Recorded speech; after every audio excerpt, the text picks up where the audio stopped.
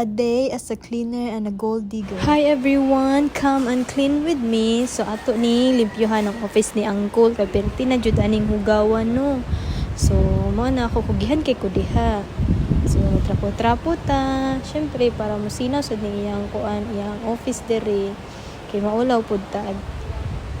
Abi na lang ita ka ba malimpyo pero di ko malimpyo oy nga kanang nga libre. So mauna no, di ko musugot nga libre ra na jud na bayad. Sus kapuya ka manglimpyo. So ako adi ay ko ana ni ako adi monthly ani every Sunday ra ko manglimpyo no. Akong monthly sa akong uyab is 10k o hasa man ka mangita ana. Dapat magkinugi jud ta no. Bahala ka puy dugi kay kumahuman ani. Mga gitanaw na ko orasan no, nag-start ko gabi mga 8 o'clock. Unya, nahuman ko mga 9:30 na jud. So, mga 1 hour and 30 minutes jud siya. Kapoy kaayo uy. Pero sige, laban lang for the money. Unya ba, diri ko naka-realize kapugihan man day na ako eh. Mayo man day kay kumang limpyo no. Rao, trapo-trapuhan pa ang chair. Grabe kay kulimpyo naning kay kudiha. Kay nga no, ang nasa kong utok is naningon tani. Kay syempre, kwarta na. Wala dyan kagnaog kwarta eh. Okay, so hapit na ko mahuman ani diri nga area no. Next area na punta. So diri na punta sa office jud mismo sa akong uyab. Mao ni iyang office. Katong primero na akong gilipihan sa iya pa to employee nga isa. So bali tulo ni siya.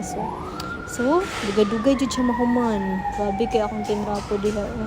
Hala, nakalimot pa jud kog short diha. Patawarin niyo ako, wag niyo na tingnan. Kabalo ba mo? Dili man gid unta ko mo limpyo ani ang office. Siya man jud mismo ang ni-offer gyud na kanang seldoan lang daw ko niya. Malimpyo ko every Sunday, anytime na kanang sa ko ganahan. So karon ari na ta sa kanang isa ka room sa iyang employee no. So kani mag-vacuum ta, mag-start tag vacuum diri.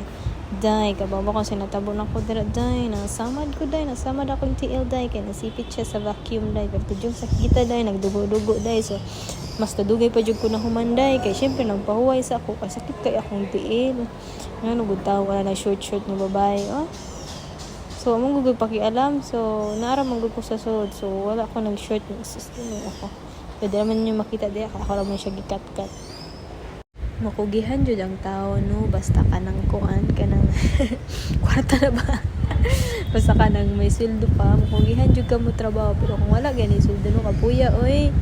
Kakabalo mo dili jud ko kanang sa balay di kay ko tiglimpyo ang kuan jud ang tiglimpyo gyud isang ako jud bayo. So siya gid siya magluto, siya maglimpyo, di jud ko makapanglimpyo kay tapulan bay kay ko. Pero kung tagaan ko niya kwarta malihok jud ko eh. Kaya naong may kwarta.